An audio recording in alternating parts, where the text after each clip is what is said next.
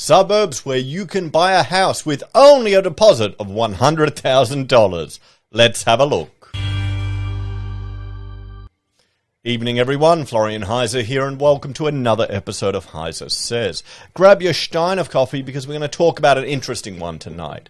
Now, I'm flat out finishing off a big project at the moment, and what to produce my videos, I get use keywords on Google to let me know about different articles or things that appear that I think people might be interested.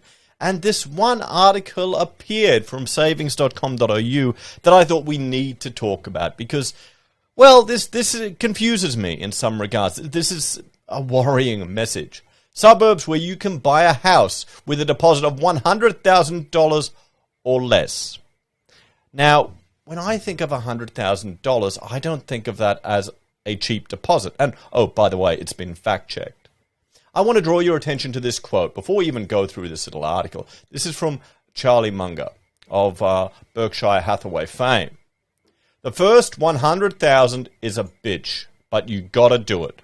I don't care what you have to do. If it means walking everywhere and not eating anything that wasn't purchased with a coupon, find a way to get your hands on $100,000. After that, you can ease off the gas a little bit. And this was advice from Charlie to a young person asking him about building wealth. And that was his advice, getting that first $100,000. Now, if you work your ass off to get that $100,000, do you want to, put it into investments to grow, to start earning you dividend income, growth, investment, good stocks? Or do you want to put it in a deposit for a home? What do you think's better for our country in the long term? Just think about it. Why do you think the economic complexity of Australia is going down the toilet? Because everything's going into bloody housing. You've got no other innovation, no other incentives to go into anything else. And can you blame people? No, you can't, because housing it's backed by the government. It's pretty much a government bond in Australia at this stage with the amount of intervention. It's used to stimulate the economy, guys. I asked the viewers. And hang on. Here, I put this poll up a couple of hours ago. Is $100,000 a lot of money for a house deposit? 55% of the 643 that voted said yes, and 45% said no. Let's just refresh this here, and I'll hide my subscription so you can't see them all. So, let's see some of the comments from people. From NA. Nope, you need at least $400,000 if you live in Sydney. And that's true, guys, when you're talking about a median property price of $1 million. Tim, it's a lot of money to buy a house. Australia is just crazy. JJ Sparrow, we need to end usury. Banks create money and lend. Yeah, we know about that, mate. That's not the question. Jessica, perhaps a percentage of the average purchase price would be more relevant. My house is an NFT. Yes, but not anymore, from Nebulous Thought. How many weeks' year's salary would be required for a deposit? Sort of like the old saying, spend 1 month's salary on the engagement ring. Yeah, how much? It depends. I'm thinking 150 is also less if someone earns around 80 to 90K, because on 80 to 90K you won't get much loan, maybe around 400 to 110. Soon it'll buy you some gum. For me, it's a lot. I'm living in Japan at the moment, and $100,000 is somewhere between 30 and 50% of the price of a home, and would fully pay out some of the really some places that are around. There you go. Giving it up to the retiring wave of boomers, it is a lot. So, majority of viewers think it's a lot of money for a deposit, but sadly, it's kind of what you need. Definitely. I mean, in Sydney, $1 million, it's barely 10% when you count in all the other costs and fees associated with it, guys. You'll probably need to get the government 5% deposit guarantee for it. So let's have a look at this article, okay? Because this has got me fired up. Because it just shows you the issues that we have here in Australia, guys. It just shows you the problems. That we're having to get so much money and just plug it into housing. So new research from Aussie Home Loans reveals home buyers might need to compromise a bit on their suburb of choice if they want to find value. Well, that's not really new research, is it? But come on. I was watching this 7:30 article report about just housing affordability, and they had someone there who was looking at borrowing $600,000 for a house, and she lost it, and she may have to compromise. There was a young couple who, in their 30s, have over $1.4 million in loans, and they compared it to a property. Here's the interesting thing. Here's the thing they missed. They compared it to a property in New Jersey, over in New York, a mansion, 6 bedrooms. That was cheaper. But here's the thing. Look at the land taxes in New Jersey. Look at how much you're paying every year that you're stuck with, I mean, you're talking about a Democratic-run city, so it's just going to get even worse. Anyway, Aussie analysed 3,960 suburbs across Australia and crunched the numbers to find out where home buyers can find houses where a 10 to 20% deposit is $100,000 or less.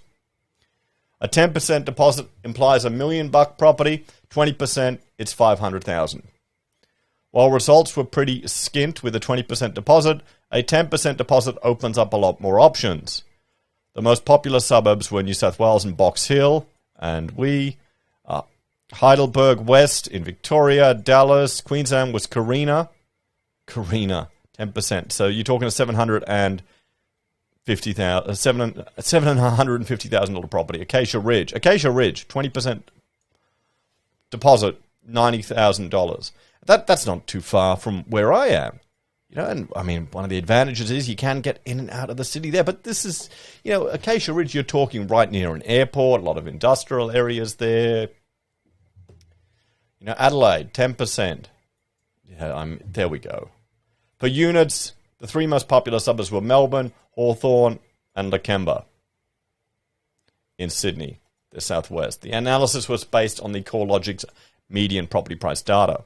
According to Aussie CEO of Distribution, Brad Cram, nearly 1 in 5 borrowers secure a home loan paying lenders' mortgage insurance in the past 12 months.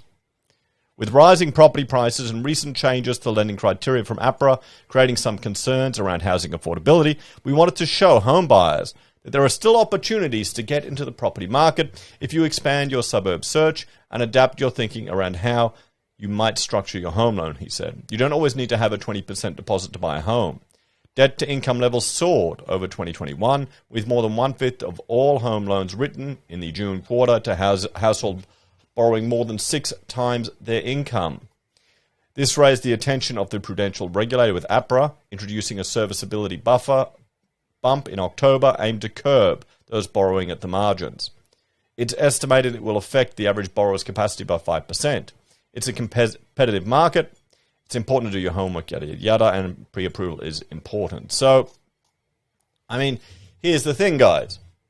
$100,000 isn't a big deposit anymore. Let's have a bit of a talk about this. So, here's my concern. Fundamentally, this is taking resources away from other parts of our country, from other business opportunities, from other innovations. We're just becoming a property-obsessed country.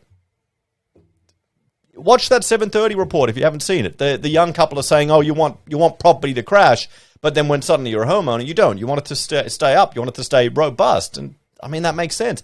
People feel good. You feel good when your property is doubled in value. But, long term, is that a good thing? Is it going to change?